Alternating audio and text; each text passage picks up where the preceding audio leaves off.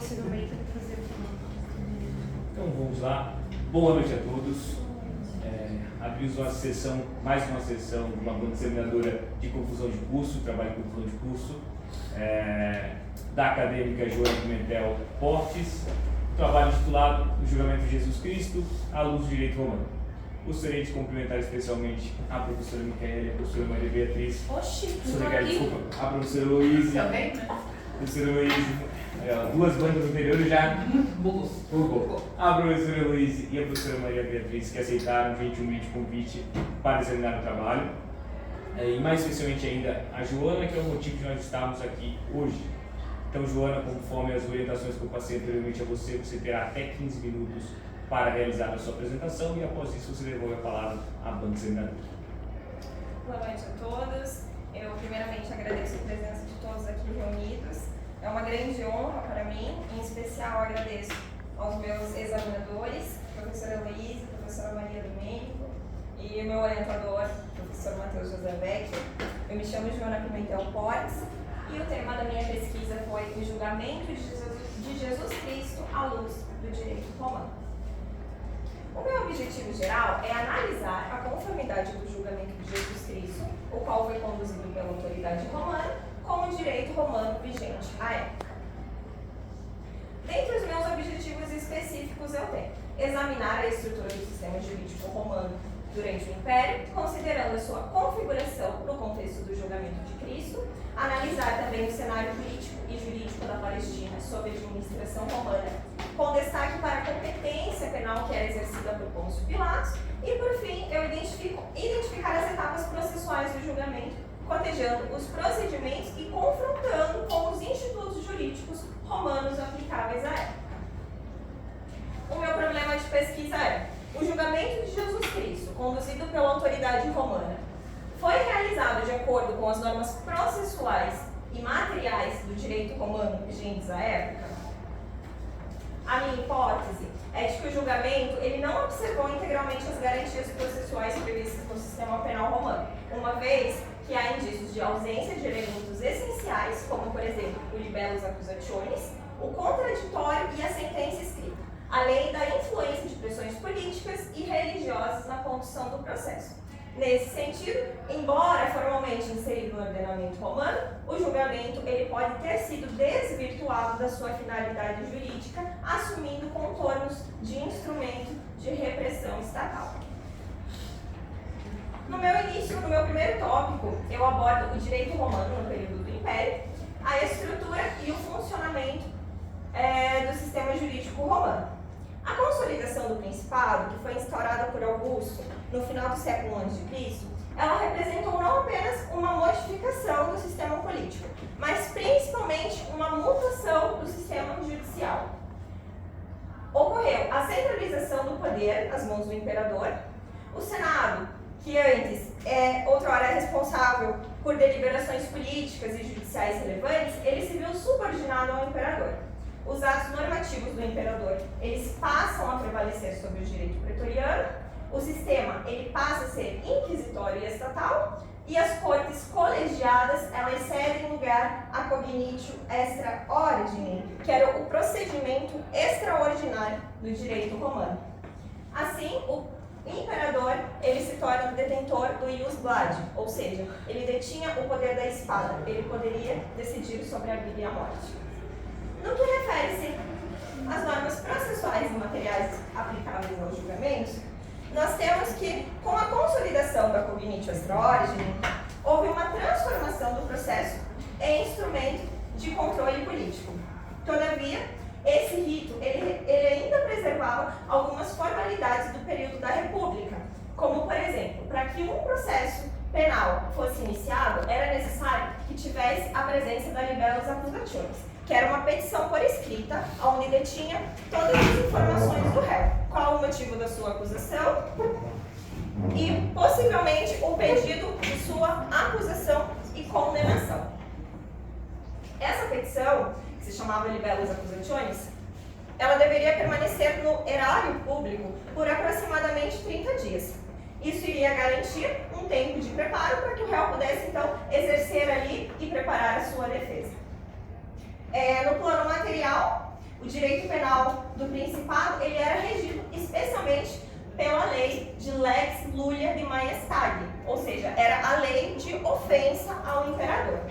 Então, nós temos que, com a cognitio extra ordinem, ela transforma o processo criminal em uma reafirmação de poder estatal pelo fato de estar centralizado todo o poder nas mãos de um único magistrado.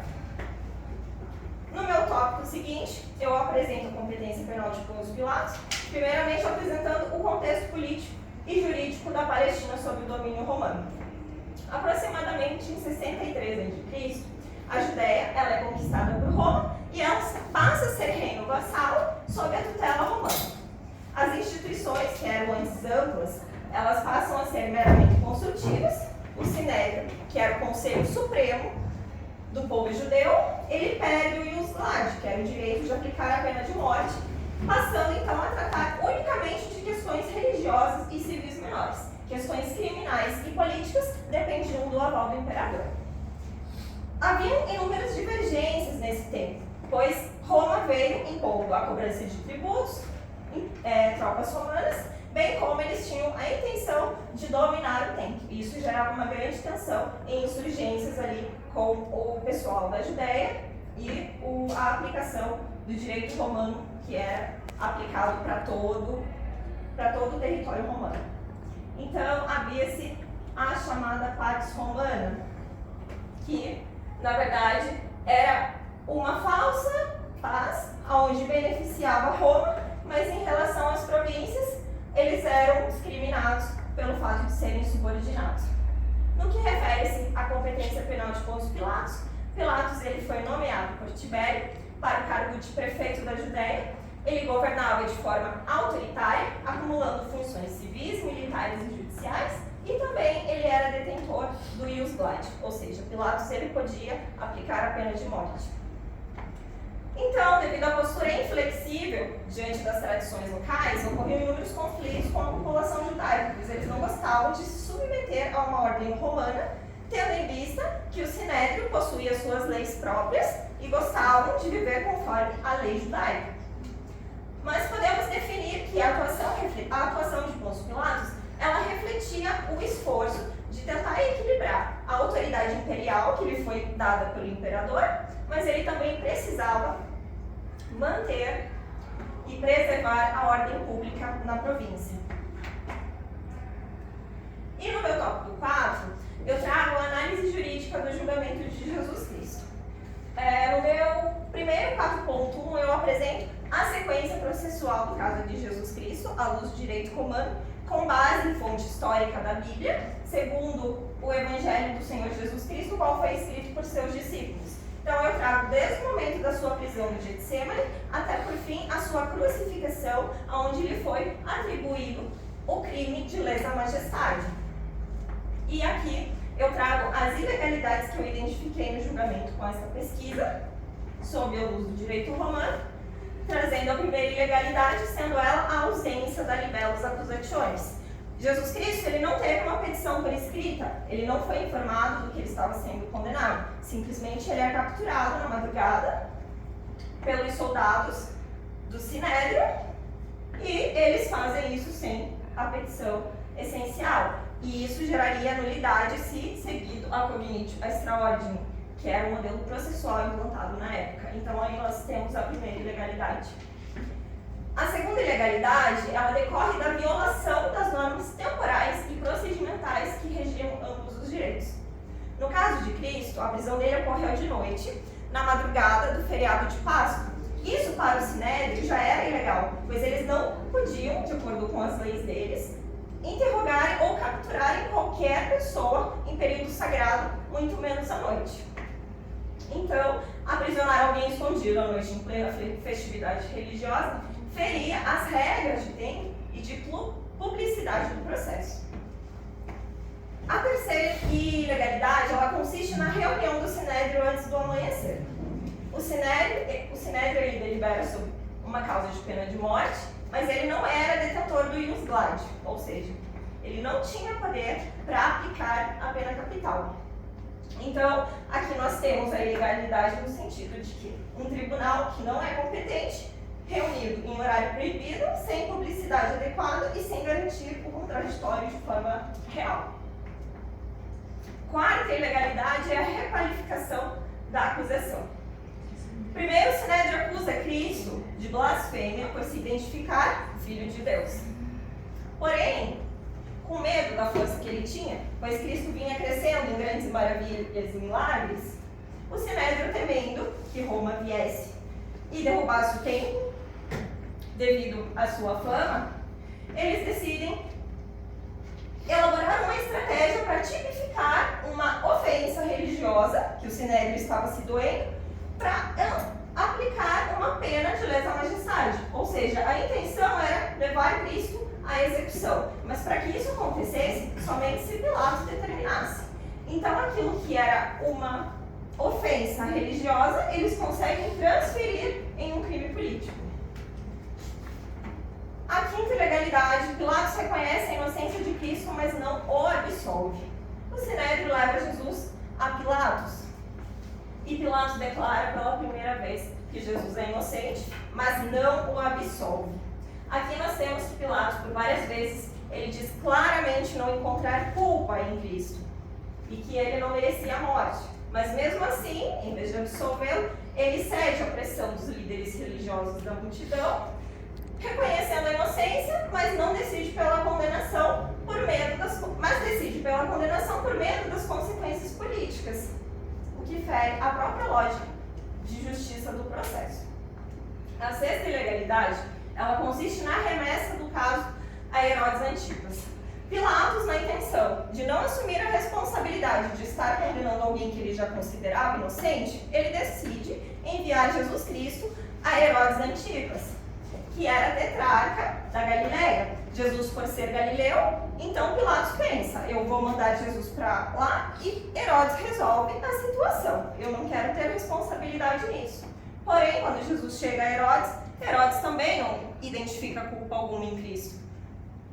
Zomba de sua figura, coloca um manto e devolve-o a Pilatos, sem encontrar culpa. A sétima ilegalidade, ela decorre da aplicação antecipada da pena por Pilatos. Quando Jesus retorna de Herodes sem imputação criminal, Pilatos reúne então as autoridades e o povo e pela segunda vez ele diz não encontrar culpa em Cristo. Mas mesmo assim, no intuito de acalmar a multidão, no sentido de manter a pax romana, ele decide mandar flagelar a Cristo, no sentido de, se eu açoitar este homem e eu apresentá-lo açoitado à multidão, quem sabe a multidão se compadeça de Cristo e não o condene. Então, com base naquilo que era permitido no feriado de Páscoa, aonde era apresentado ao povo 2 réus para que as pessoas decidissem quem seria liberto, se consiste a oitava ilegalidade. Pilatos era o único que tinha a detenção do ius gladi, mas no intuito de se esquivar da condenação de uma pessoa inocente, ele manda flagelar a Cristo e apresenta Cristo e Barrabás. Quando ele apresenta Cristo flagelado, a intenção era que o povo se compadecesse e que aquilo já tivesse servido de castigo. Porém, o povo revolto grita pela crucificação de Cristo, pois eles estavam sendo incitados pelo Sinédrio. E aqui ocorre pela terceira vez a inocência de Jesus, mas Pilatos então é chantageado da seguinte forma.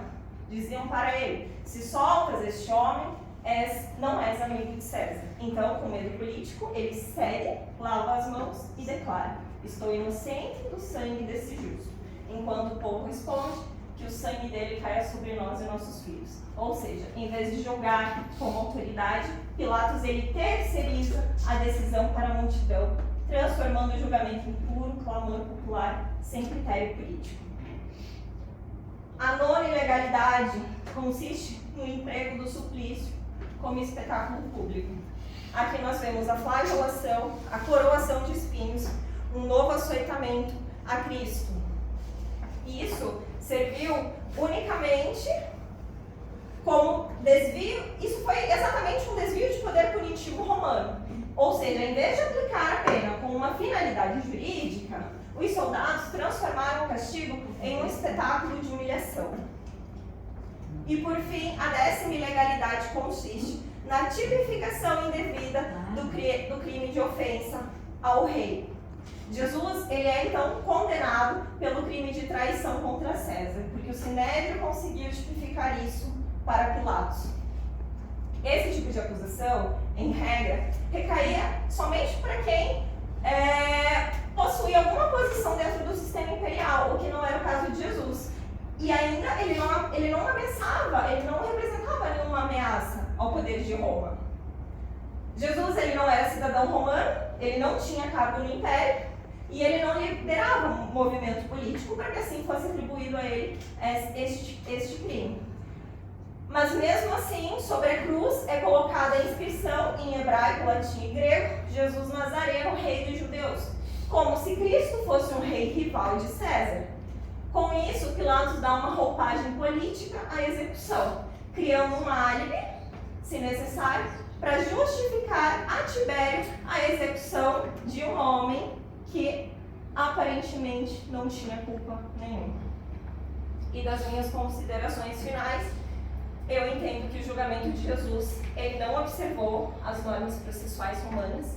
Houve sim instrumentalização do processo penal para fins políticos e a minha hipótese ela é confirmada. A forma jurídica do julgamento ela serviu apenas como uma fachada para uma condenação que já estava decidida por um órgão inferior ao imperador e ao governador. Eu devolvo a palavra à banca examinadora.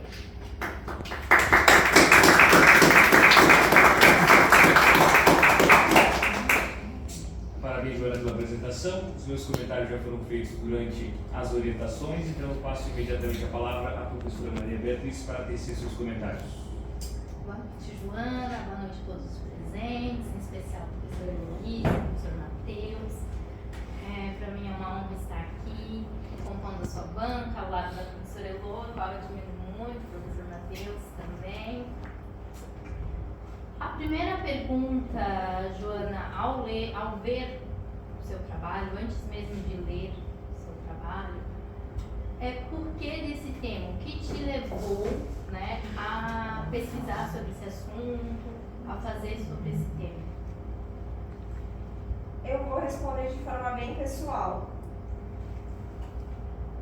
Em 2022 eu estava morta e Deus me devolveu a vida.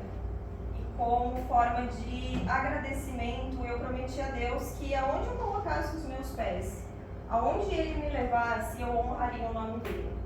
Então eu entendo que trazendo esta pesquisa com o rigor acadêmico é uma forma de cumprir o meu voto, é uma forma de apresentar para a justiça atual, que nós vemos que o poder, ele sempre governará acima das leis.